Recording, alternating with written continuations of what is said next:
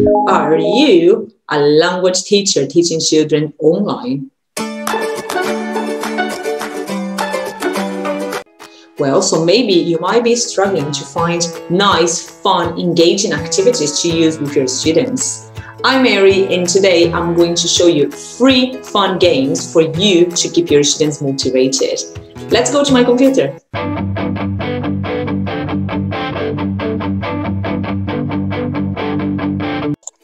So welcome to my computer.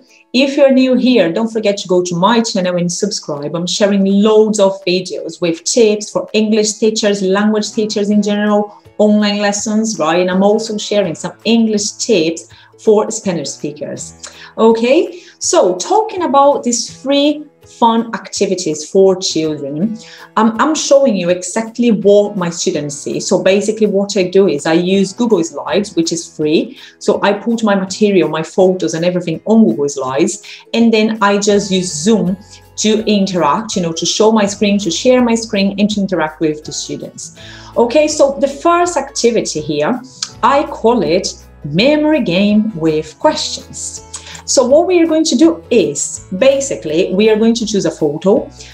Always remember, try to get photos from websites that have got no copyright, so you don't have any problems. So we choose some photos, we put it on slides, and basically the first thing we are going to start working on vocabulary.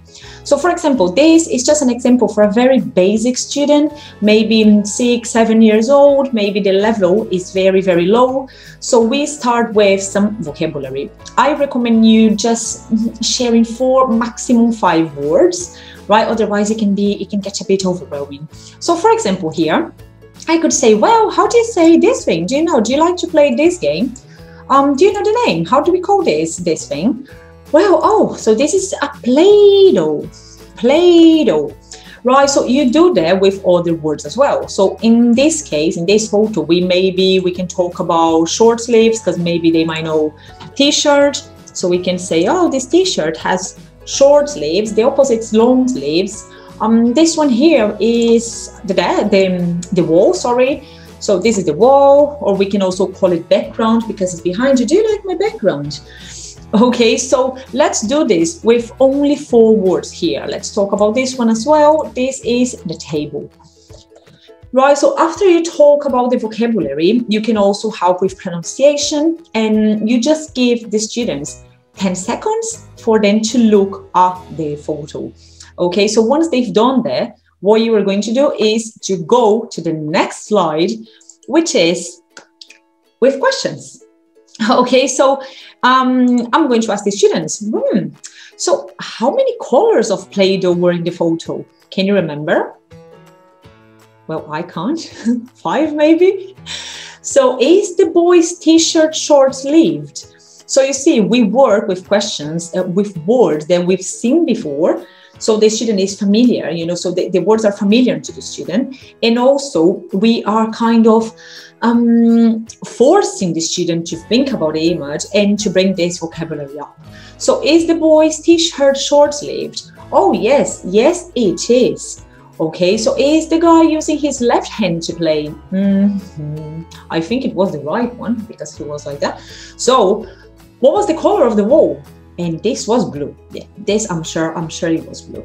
So basically, this is a very good activity because they feel challenged, because they have to use their memory. And another thing is, it's very good for us teachers because we can adapt to different levels. So if I know I'm going to have a student that is advanced, I'm just going to show advanced questions. Okay, so I'm going to change the questions, or maybe I'm going to do some follow-up questions after the photo. They really like it. Very good way for them to retain vocabulary and to practice, to talk about these words and things like that. So for example, I've got a second one here.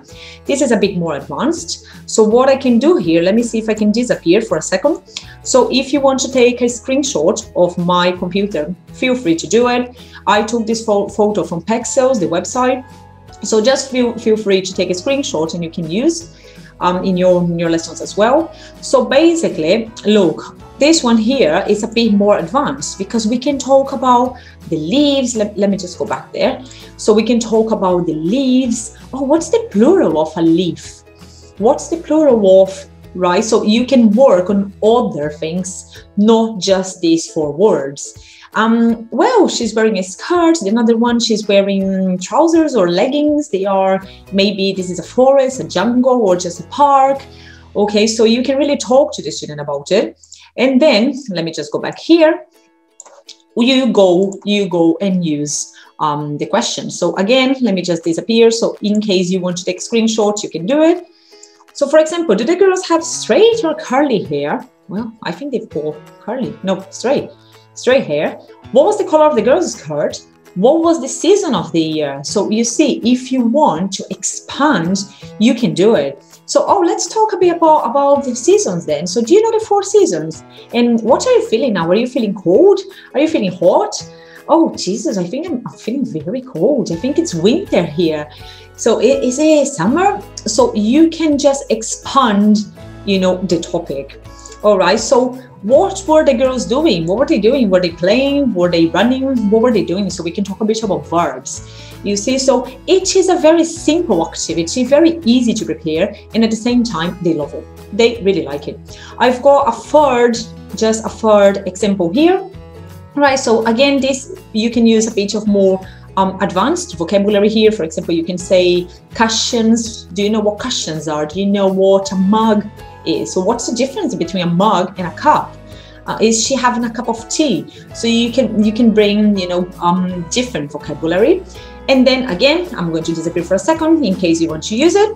Oops. Okay, just take a screenshot of that. And I'm getting back. Yeah, don't let your students see me, Jesus Christ. Okay, and for example, for this ones, I've got how many cushions were in the photo? Was there any book in the photo? Actually, yes, there was a book. But when I put the photo there, I think I cut the box. What was the color of the mug? And was the mother happy or upset? So what you can do here is you can take advantage of this photo to ask the student about their lives. So is your mother usually working with the computer? Is she usually, upset if you are making loads of noise? Do you have brothers, sisters, and stuff like that? So you can adapt. That's the beauty of this activity. Very simple to prepare, very, very adaptable, to all levels. And it doesn't need to be a kid, you can also use this with adults. Of course, the photos might be a bit different, but you can also do it. Okay, so they practice their memory, their vocabulary, and their fluency as well. Right, so let's look at activity number 2. Number 2 is, well, I call, not me, they call Style a Hero. So probably all of you know. If you don't know, go and check this page right now because it is essential for English teachers. The British Council website. So I love it. There are plenty of lessons there. Okay, so basically, look, I'm going to show you how we see it. It's a website, and the name of the activity is Style a Hero. So this is the way the student is going to see the screen. You are just going to go there and press play. Okay, so why is this very nice? Basically, you are going to build a superhero together. So you just press start. Let me just go back here. And then you can choose the hero you want to be. Again, this activity can be used for different levels. If the student is very basic, don't bother reading the words here, because you see there are some stuff here, some information about the hero. Don't bother, if they're very, very basic, 5, 6 years old, you just talk about colors, you talk about clothes, maybe the hair, if it's curly, it's straight, well, this is orange, okay. If the student is a bit older, or maybe the level is more advanced, you can ask them to read this.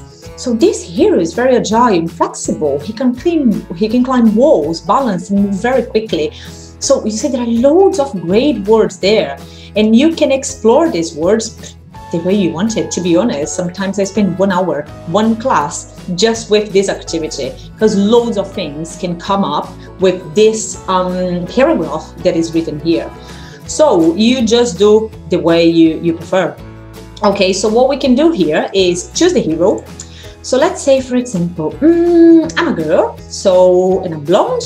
So I want this one, Zoom. Oh, look at the name of the hero, Zoom. Perfect. So let's choose this one. And you've got other options, okay? You just have to click on it.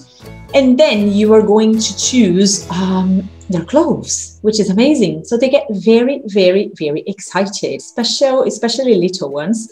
So we are going to start with the headgear. Let's say, for example, we are going to do X-ray glasses, amazing, or helmet, or maybe ears.